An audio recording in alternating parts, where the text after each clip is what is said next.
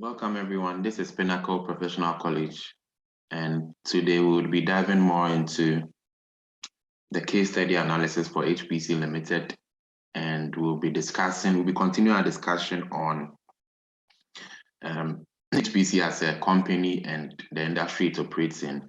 In our previous video, we talked about HPC, we talked about the industry a bit, we talked about some of its strengths, we talked about basically the context within which it operates. So today we'll be continuing our discussion, and we'll be looking at the section of the case that talks about agro-processing and its significance to the economy. So it says here that we know that the agro-processing industry typically comprises of upstream and downstream sectors. And so we would need to understand what upstream and downstream means. So upstream basically refers to your material inputs that are needed for production.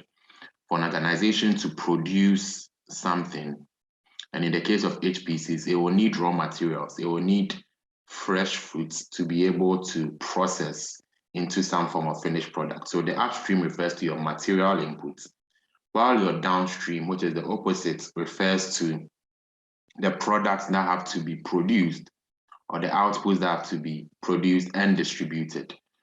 So on the upstream side, we are looking at raw materials. On the downstream side, we are looking at products and how to distribute it. Now, we are told that agro-processing firms are characterized by crucial backward and forward linkages. Now, when we think about backward linkage, I mean, the case as the pre-sim materials has explained it for us here, but when you think about backward linkage, you are looking at the backside of things, of the production chain or the value chain. So you're looking at things from the supplier angle, right? So from the supplier angle, the main question we are trying to address is whether they are able to satisfy their customers' demand for raw materials. All right, so the pre-sim material tells us here that the backward linkages arise when local producers are able to satisfy their demand for raw materials and services from local suppliers, right? So that's what we mean by backward linkage. Then on the other hand, when we look at forward linkage, we are looking at the other side of the value chain. So the pre-sim material again tells us forward linkages, on the other hand, refer to the creation of additional opportunities in other parts of the economy from the activity of agro-process through the sale of processed products, right? So we are looking here at forward linkages, which is, the creation of the product, of the finished product, as well as the distribution of the finished product. So backward linkage, you are looking at the supplier side of things. Forward linkage, you are looking at the customer end of things. So that's a very, very simple way to understand. Under forward linkages too, you are looking at how you market the products and you add value to the products. Because we have, there's a lot of talk around here around upstream, downstream, backward, forward linkages, etc. I would also like us to talk a bit about forward versus backward integration, because we are referring to the value chain here. So it might be necessary to understand this. I don't know, but I just have a feeling that it might be important to know, right? So what is forward integration and what is backward integration? What is forward integration and what is backward integration? Very, very important, right? Very, very important to understand. So when we talk about forward integration, it's basically where a company gains control of the business activities that are ahead in the value chain, right? So they gain control of business activities that are ahead in the value chain. In backward integration, the company gains control of business activities that are behind in the value chain, that are behind in the value chain, that are behind in the value chain. It's very, very important. Very, very important. So what is an example of forward integration? It's good to give examples so you understand where we are coming from. A good example of forward integration would be a farmer who directly sells his crops at a local grocery store, at a local grocery shop or supermarket, rather than, selling its crops to a distribution center that controls the placement of food to various supermarkets, right? So that's a typical example of forward integration. Now, when we look at backward integration might simply, an example would typically be a bakery that purchases a wheat processor or a wheat farm, right? So if you're a bakery, right, you sell bread, you bake bread, and all kinds of pastries. If you purchase a wheat farm, that's backward integration. Right? So you are looking at, if from my explanation, you can clearly see the distinction between forward integration and backward integration. Forward integration, you are looking at the distribution and customer side of things. That is why I explained it as you are looking, forward into the value chain, right? And then for backward integration, you are looking behind the value chain. That is the supplier side, right? For every transformative process from raw materials to finished products, you need goods from the supplier. Then you come to process it into a finished product and then market and sell it, right? If you are engaging in forward integration, then what that means is that you are owning the distribution process to the customer. If you're engaging in backward integration, then you are owning the supply process. And that's why I gave a typical example of a bakery that owns a wheat farm. So in HPC's case, we want to understand, are they engaging in backward integration or forward integration? Are they engaging in backward integration or forward integration? Very, very, very, very important. Very, very important. So that's some form of knowledge that you would need. I think it's very, very important. Some people call it vertical integration or horizontal integration. Same or similar thing. So I would entreat you to understand those two forms of integration. We've explained it and given it examples here. So the role of agro-processing in Ghana's development could be vital, right? So we are looking at agro-processing, this industry, in the national context, right? So given its increased demand for products through backward or forward linkages, despite the promising state of Ghana's agricultural sector, the linkage between agriculture and industry appears very weak, and value additions by the manufacturing sector remain low. So we are seeing some, even though there are some linkages, right, between the agricultural sector and industry, it appears quite weak. So what can we do to strengthen or ensure proper integration? It's very, very important. Very, very important. So going into this exam, I would be thinking about, what are some of the things we can do to ensure that the linkage between agriculture and industry becomes very strong and value additions by the manufacturing sector are increased. We are told from the pre-seen material that agro-processing, which is an integrated form of agricultural development, may be expected to have the strongest effect on agricultural production, given the increased demand for primary products from this sector, right?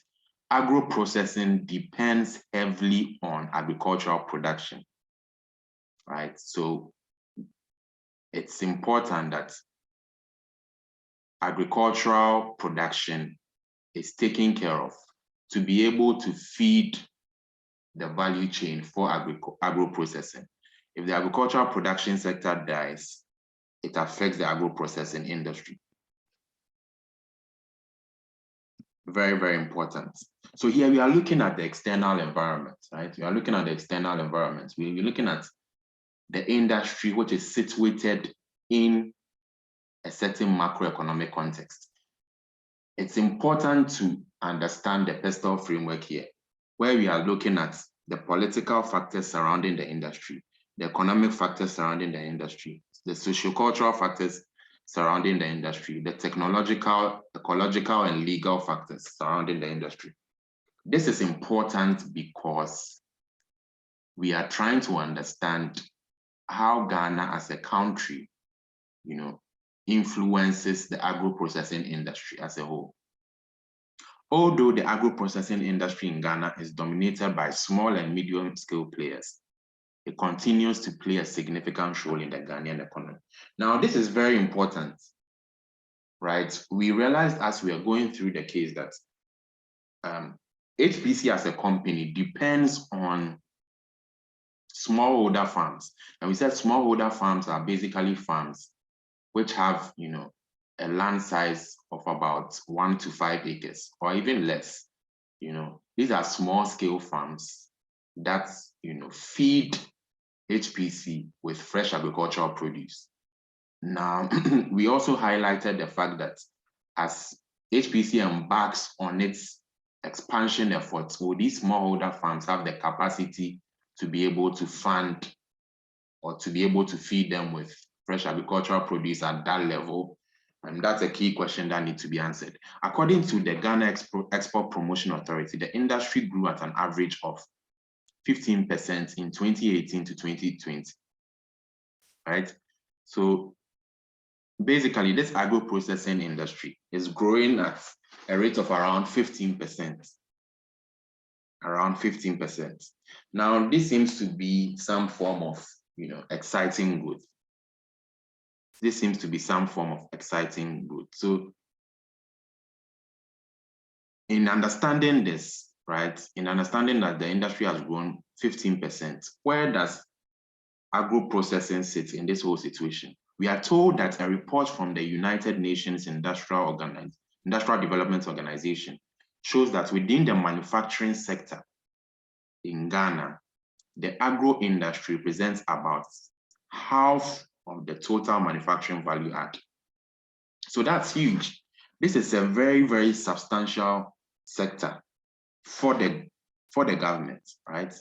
If it contributes to about half the value add, then any threat that is posed to in this industry is definitely going to affect the nation. It's definitely going to affect the nation. So huge value add to Ghana as an economy. To Ghana as an economy, right? Very, very important. Then it goes ahead to drill down to understand what kind of products in that particular agro industry are giving more value, are contributing more value, basically.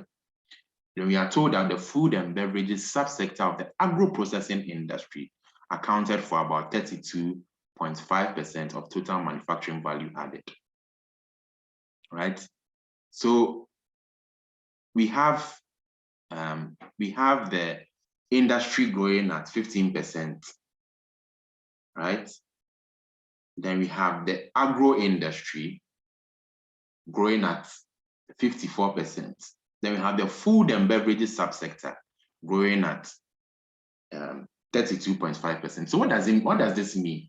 What do these statistics mean? When we trace back to our SWOT analysis, we would see that this is a huge opportunity for HPC because it represents some form of growth. We are seeing growth year on year. We are seeing growth. We are seeing a lot of value additions in the agro-processing industry to the tune of about half of total manufacturing value added. And we are also seeing, a lot of contributions from the food and beverages subsector, which is where HPC kind of sits under agricultural foods. So this is we can see a huge opportunity for HPC to, take advantage of this market and stamp their feet in this market. Now, when you see a lot of opportunities in a space, then there's some likelihood of threats, which is the other side of the SWOT analysis. So what will be some of the potential threats here? What will be some of the potential threats? It is well known that when there's an opportunity in a certain field, right? People begin to see the opportunity. People begin to see the opportunity and begin to go for the opportunity until it reaches a point of saturation where it's kind of difficult to make, revenue or even have a substantial market share in that particular industry, right? So this is something worth considering for HPC, right? Where a situation where, because of these opportunities, you have other investors coming into the agro-processing in the space to take some of those profits, and when you have people rushing into opportunity like that, it creates saturation.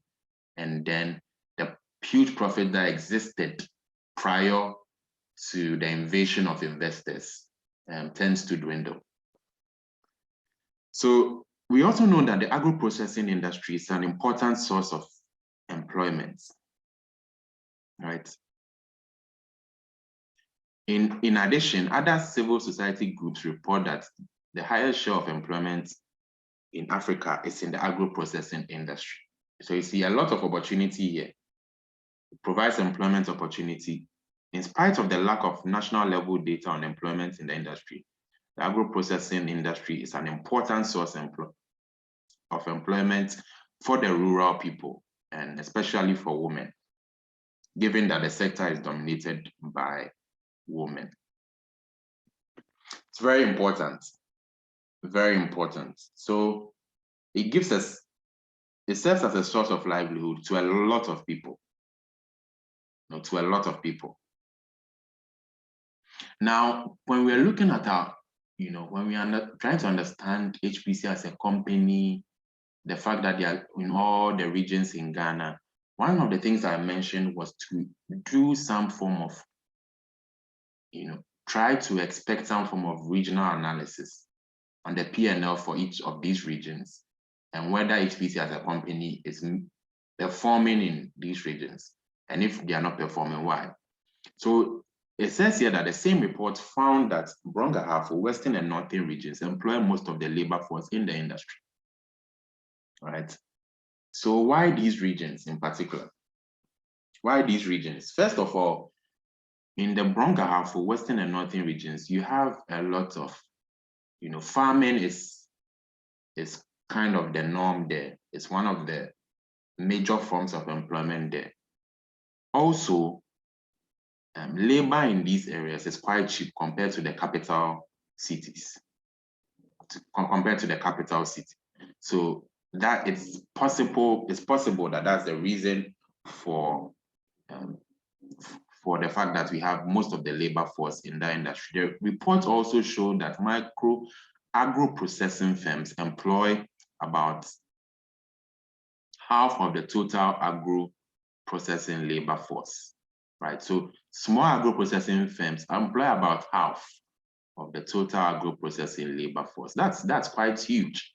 So this is an industry where small and large players are contributing so much to the economy. So with all this boom in this industry, and the fact that this industry is not only localized, but focuses on international markets, we will definitely see, as a country, some form of earnings, some form of export earnings. So in 2017 alone, we are told that export earnings was around close to $200 million in 2017, right? And then in 2020, it increased to about $900 million. That's almost $1 billion in 2020. And this is from 2017 to 2020. That's about a four times growth in export earnings. That's huge.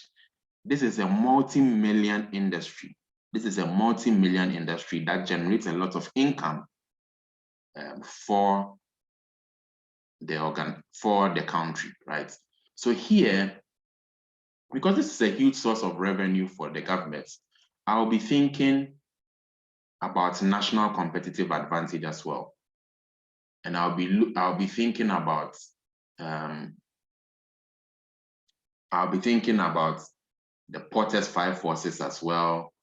I'm just, in my mind, I'm just going through some of the models that may be relevant here. I'll be thinking about Porter's diamond.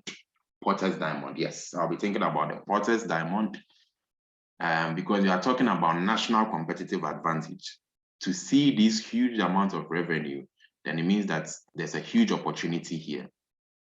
It's a huge opportunity here. Okay, so another thing we need to understand is what is driving that growth. In the space of about 3 years, 3 to 4 years, we are seeing a 4 times growth. So what is driving this growth? It means that there's a huge opportunity here. And a possible driver of this growth is the fact that, you know, there's a market for this. There's a market both locally and internationally for this. Very important. We are also told from the pre-seen material that in 2017, the industry accounted for about 7.4% of total export earning, even though this dropped significantly to about 5% in 2020. And the possible reason for this drop is because of COVID. Yes, it's possibly because of COVID. Now, this remains an assumption until we dive more into the case to see what's happening. In addition, processed and semi-processed agricultural products accounted for about 86% of the country's non-traditional export, contributing US dollars 2 billion in export earnings in 2017 compared to 2 billion in 2016, showing the trend in Ghana's agro-processed export between 2017 and 2020. So basically, we are seeing huge growth in this industry, and it's contributing heavily to export earnings. It's contributing heavily to export earnings.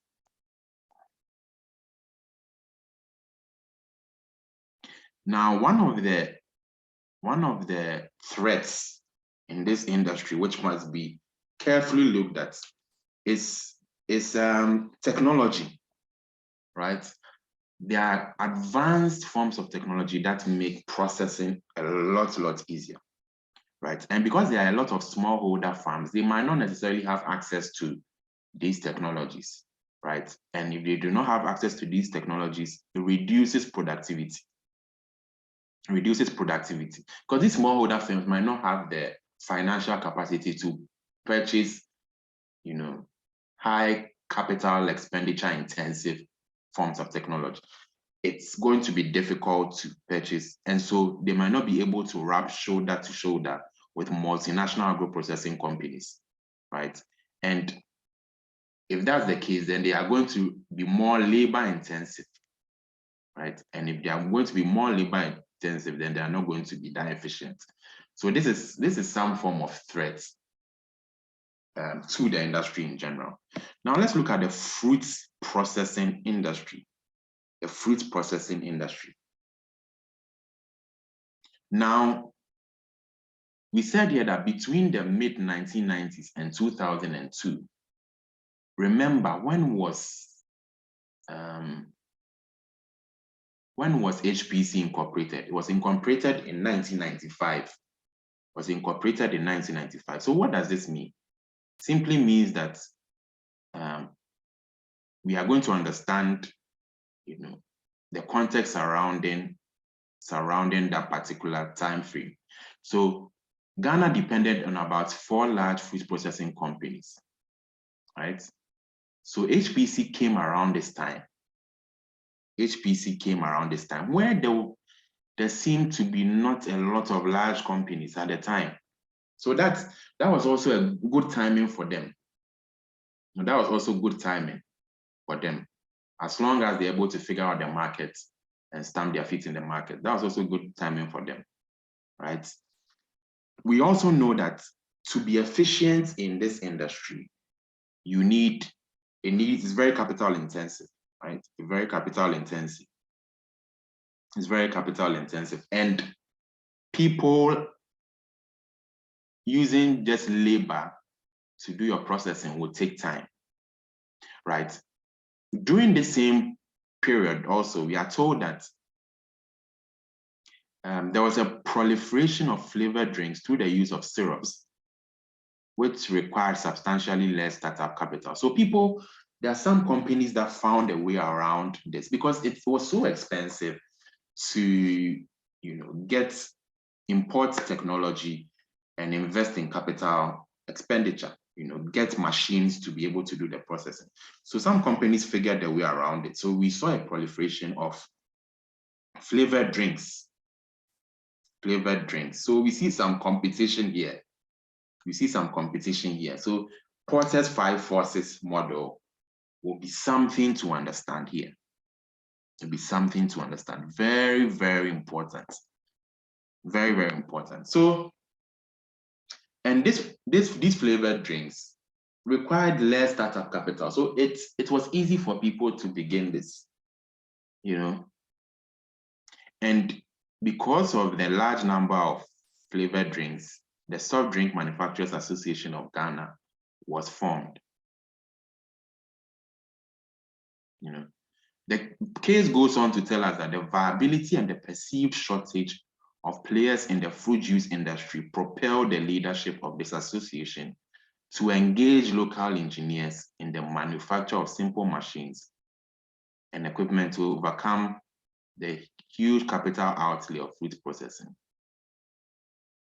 So we see here that because it was very expensive to purchase the machines and equipment, right? The machines and equipment. We see here that people, leadership began to think about engaging local engineers to manufacture some of these equipment to basically reduce the cost. Because when you are importing from another country, you not only have to think of the price of the machines or equipment, but as well as the importation costs, the delivering it, etc. So we are told that this initiative was very successful. The initiative was very successful, and it, to an extent, helped the fruit processing industry because it was basically affordable. Affordable, right? As we've gone through this case study analysis, one of the things that I've mentioned time and again is the limited supply of fruits, And this serves as a main raw material for the industry. Farmers are often unable to provide a constant supply of fruits to the processors' factories due to relatively high input prices and unexpected weather conditions. Now, let's take a pause at the moment and let's try to understand this, right? First of all, the supply of agricultural produce is limited because sometimes the suppliers cannot handle the capacity, do not have the capacity to supply huge quantities. And the agro-processing industry depends on these suppliers. They depend on these suppliers. And this is basically due to the fact that input prices are high. Now, so here we identify pricing. Pricing is very, very key to, to an organization or every business because it determines the margin or the profits that they can make. So if the cost of an item is very, very high, then it affects the margin, and therefore the business is not able to make as much profit from it. So you have high input prices. So I'm keen to see the pricing of the various products that HPC has on display. Very, very important. Another thing that also affects supply of fruits is weather conditions. So these farmers are dependent on the weather. They do not have the technology that is able to create an atmospheric condition for the growth of their fruits. So they depend on natural means, which is the weather, and the weather can be erratic at times. So that affects the supply of fruits. Another thing is that farmers in the peri-urban areas are gradually losing their farmlands to very large estate developers. So a land shortage too is becoming an issue because real estate developers are coming in, purchasing these lands and making huge developments. With regards to packaging, the industry is challenged by a lack of access to clean and sanitary bottles. Clean and sanitary bottles. So here we are told of some of the risks, some of the threats in the industry. So because of the lack of clean and sanitary bottles, the association has begun to explore the option of using plastic bottles. So let's dig into this a little bit,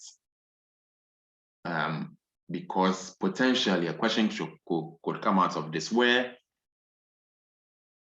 because there are some decision points that could be made. Would it be wise to use bottles? Would it be wise to use bottles? And if it is, how can we recycle these bottles? How can we recycle these bottles? Do we have to change the customer mindset around recycling so that they can easily tender old bottles for recycling? It's very, very important. Very, very important. So in the last paragraph, we see that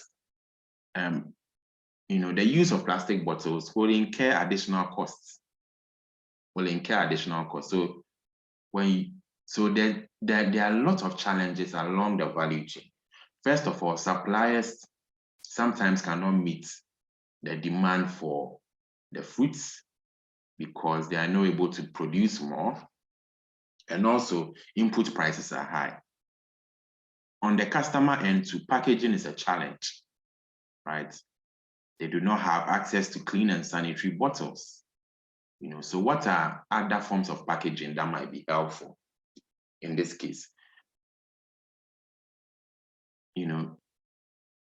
The pre-sale material goes on to say, although not currently widespread, some players in the fruit processing industry have begun to export cut fruits for export to European markets. Fruit export to European markets was precipitated by the high demand for the Ghana sweet pineapple variety, accompanied by the proximity of the country to its target market, which ensures constant supply to Europe via cargo planes. Right?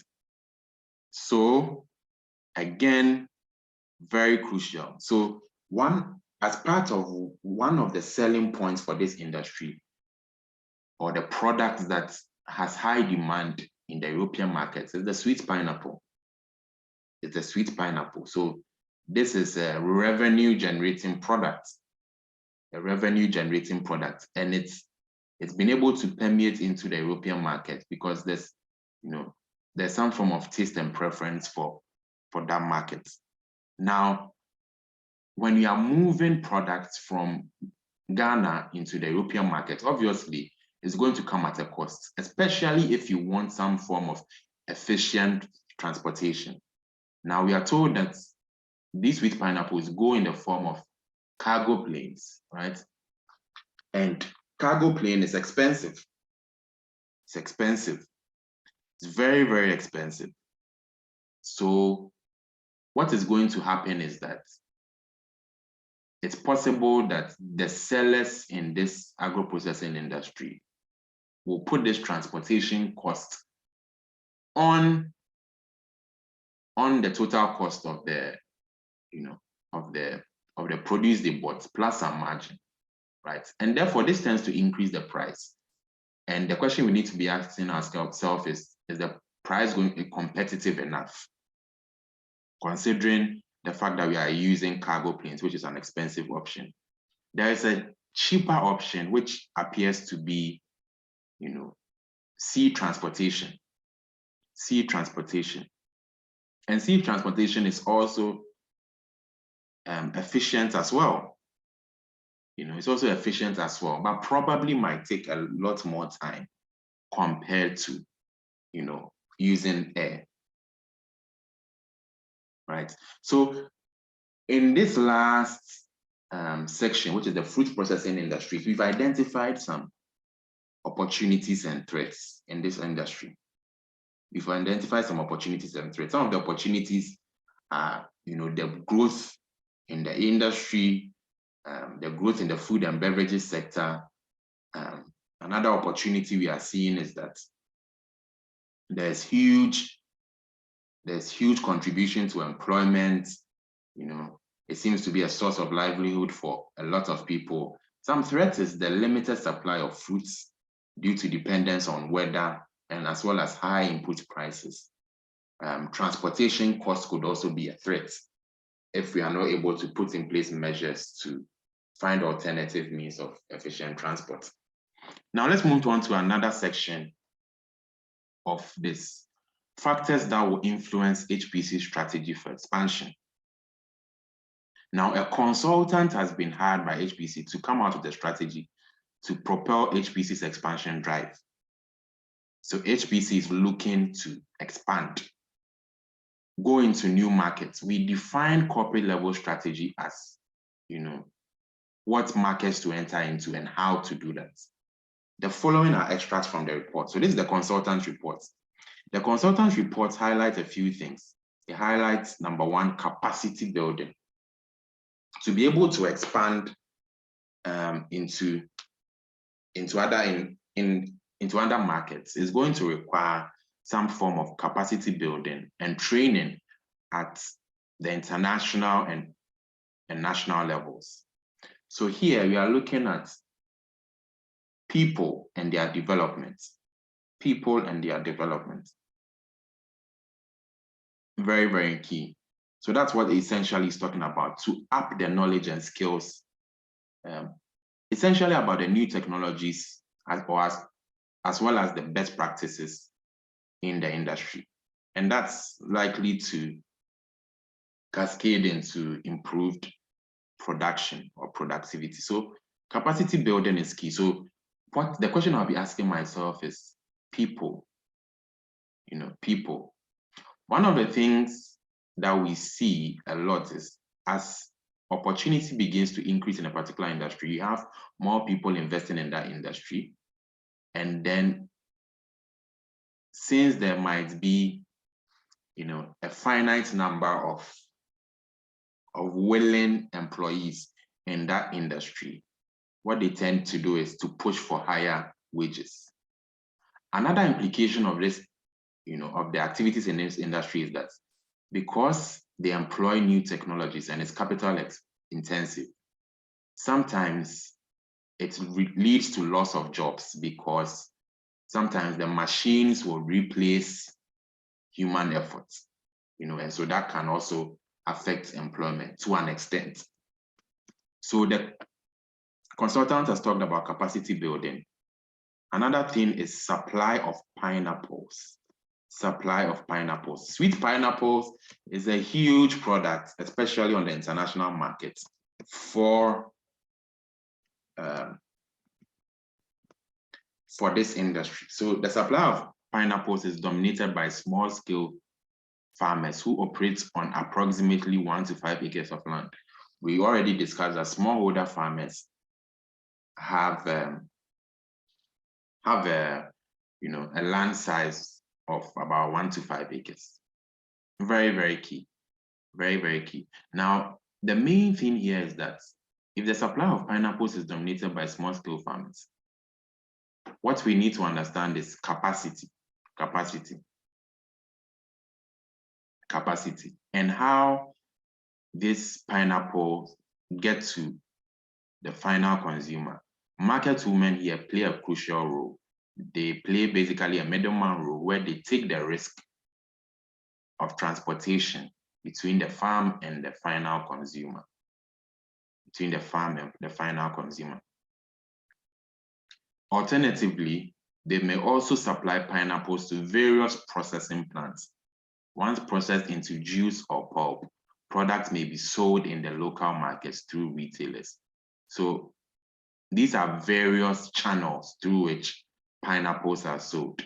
Market women will act as middlemen. Sometimes pineapples are also supplied to various processing plants, and it's basically sold to local markets through retailers. And how does it get to the international markets?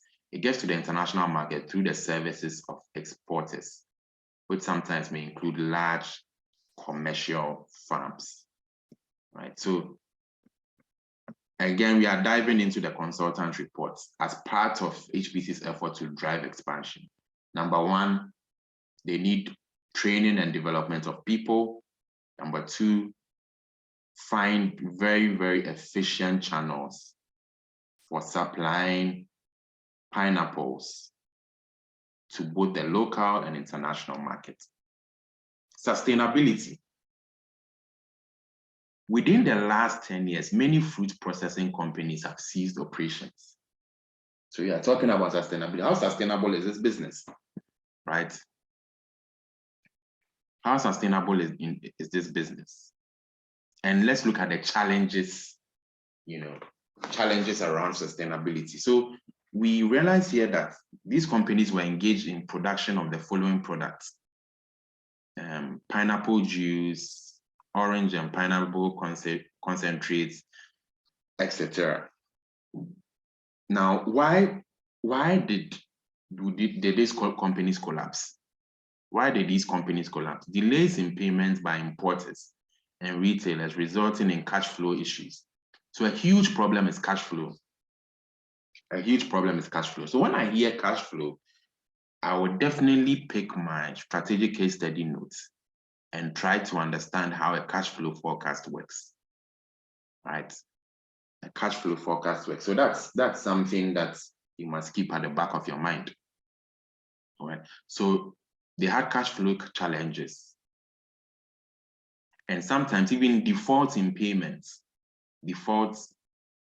and that led to default in payments of loans and overdraft, because these fruit processing companies were depending on loans and overdrafts from banks. And when there were delays in payment, they did not have the cash flow necessary to make the payments to the loan.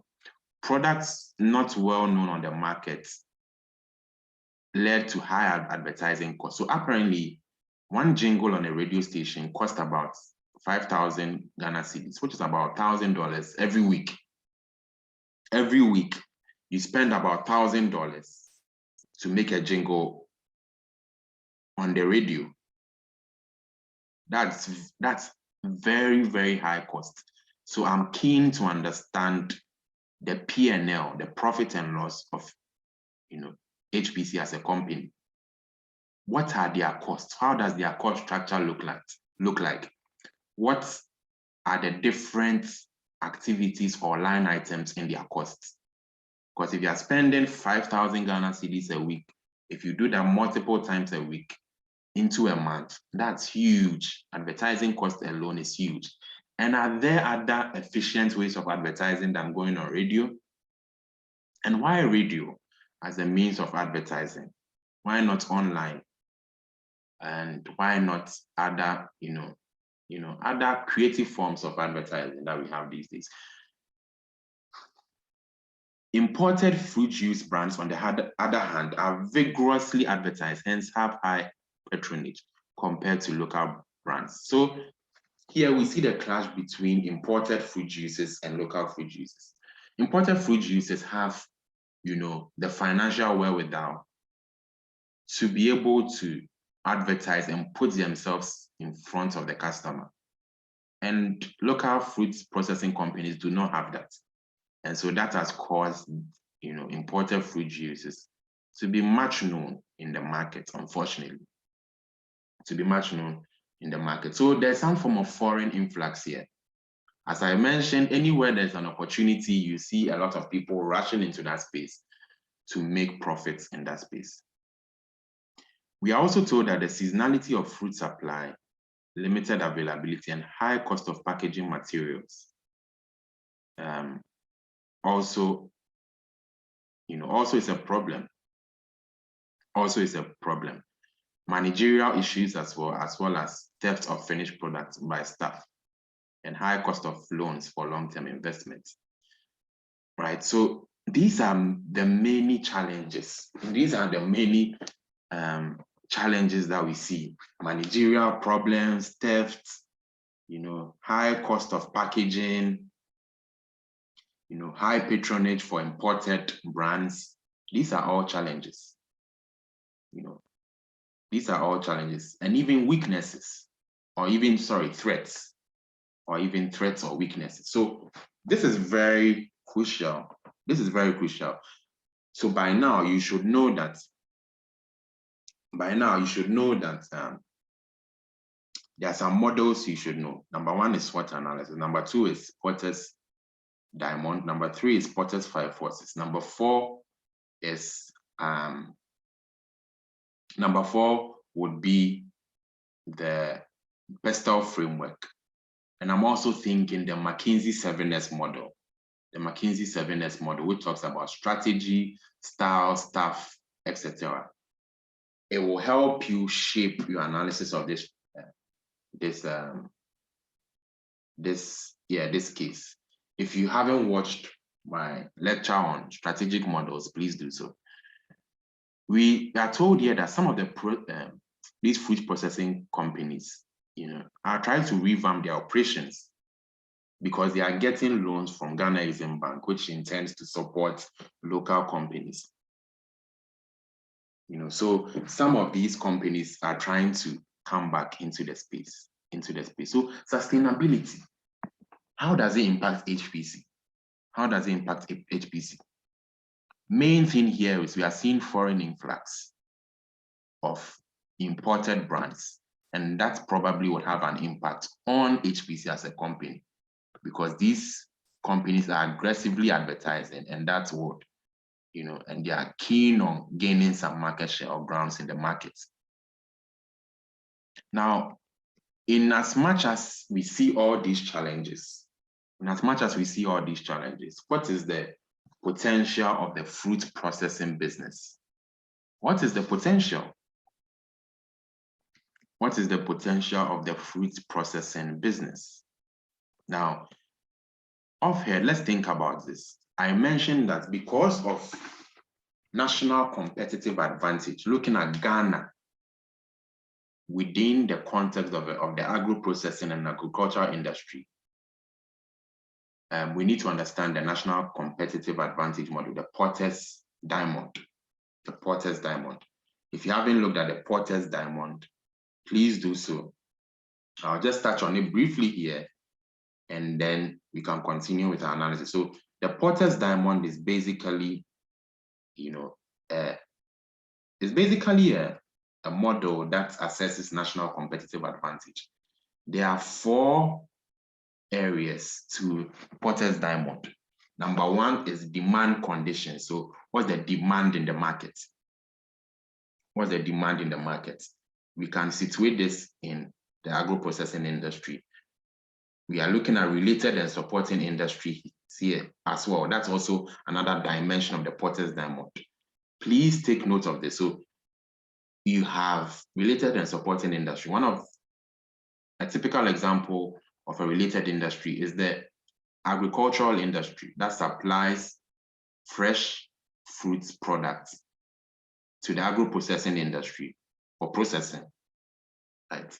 You also have factor conditions. That's also another dimension of Porter's diamond, which is basically inputs, raw materials, labor, factor conditions, resource conditions. What are the resources that are needed, right? And does the country have a competitive advantage in that? They also have firm strategy, structure, and rivalry. So these are the 4 dimensions, and you need to sit with them. We've talked about them extensively as we've gone through this case. Now, let's look at the future potential of the fruit processing business. Right. So we are told here that Ghana Exim Bank, because we have a mention of Ghana Exim Bank here. I have a thought around understanding who Ghana Exim Bank is or what they do, and just having a fair overview of their mission. Right. So the Ghana Exim Bank was established by the Ghana Export-Import Bank Act, which is Act 911. And it's basically to support Ghana's agenda for a sustainable export-led economy. So Ghana wants to be able to export, things they are good at. And a typical example is fruits and agricultural produce to the international markets. And Ghana Exim Bank will be able to fund that vision. It's a bank that is designed to fund that vision. It's very, very important. So it's basically a financial institution that serves as the engine for driving export growth. So Ghana Exim Bank has been able to, help different organizations from agro processing to farming to poultry to shea butter to garments, etc. And it has been able to create about 200,000 jobs and helped over 100 factories. I'm sure you might have heard of the One District, One Factory project. Ghana Exim Bank has, through that initiative, has been able to invest in all these sectors, including the agro-processing sector. So 4 businesses are currently seeking funding from the Ghana Exim Bank to set up new fruit processing factories for the domestic markets, right? So like I said, the Ghana Exim Bank provides funding. As a result, most well-performing processing companies have strong linkages with fruit producers, right? Research has revealed that for a fruit processing company to succeed, it is crucial that a strong supply base is continuously guaranteed. So here we are looking at supply chain management.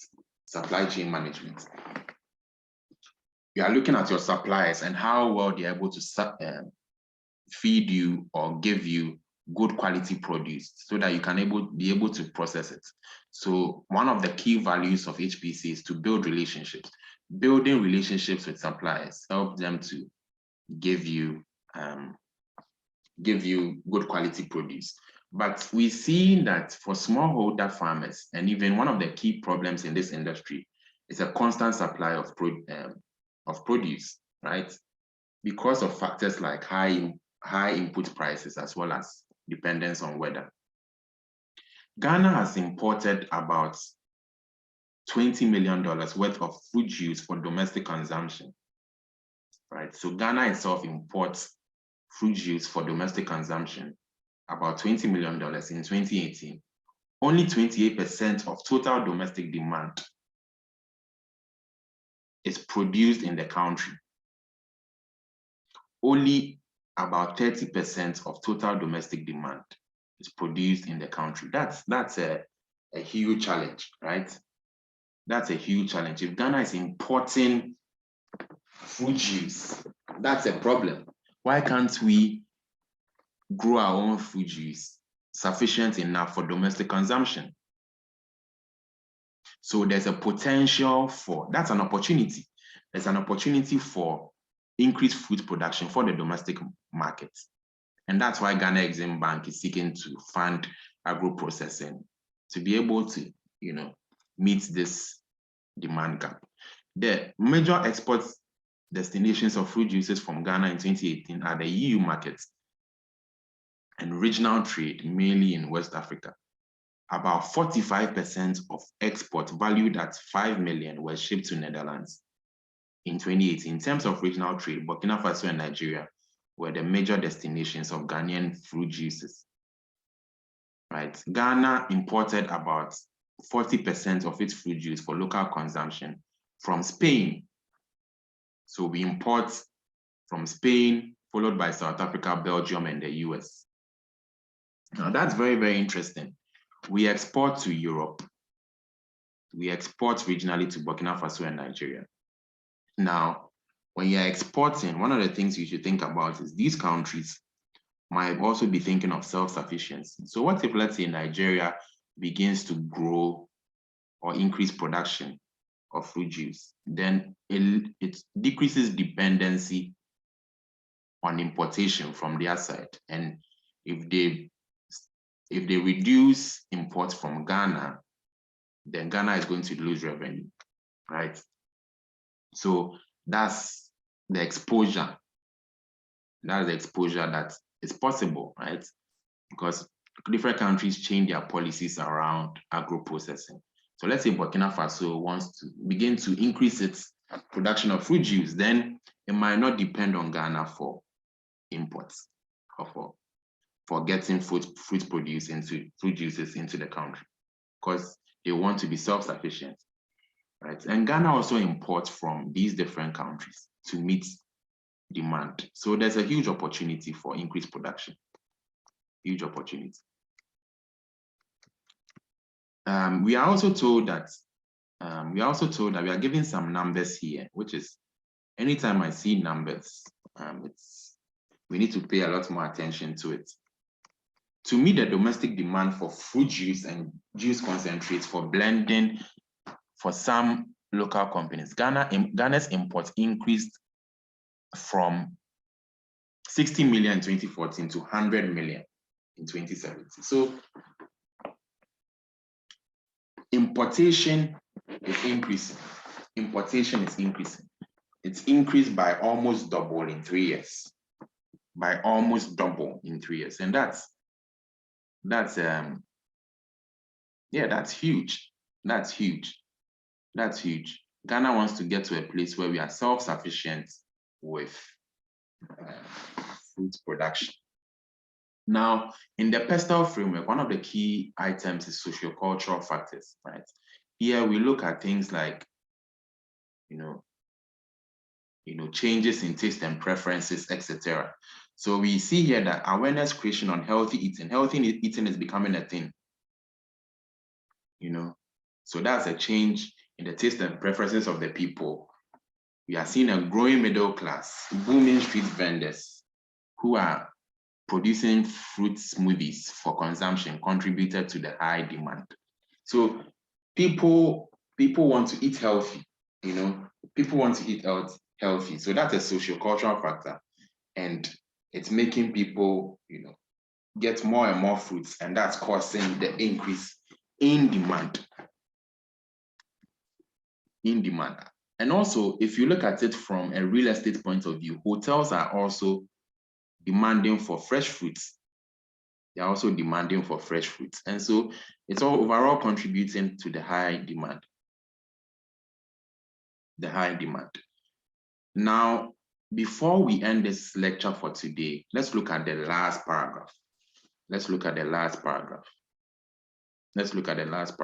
we'll take on further analysis later. It is worth mentioning that these processing companies also have linkages with the major fruit exporters for purchase of second-grade fruit processing. Interviews with farmer groups and key respondents revealed that between 30 to 40% of their citrus is sold to processing companies, while the remainder is sold to the local and regional markets. Now, this is very, very key, right? It's very, very key. So if these products are sold to processing companies, are these products sold at a fair price? Are processing companies getting their fair share of the revenue? Or basically,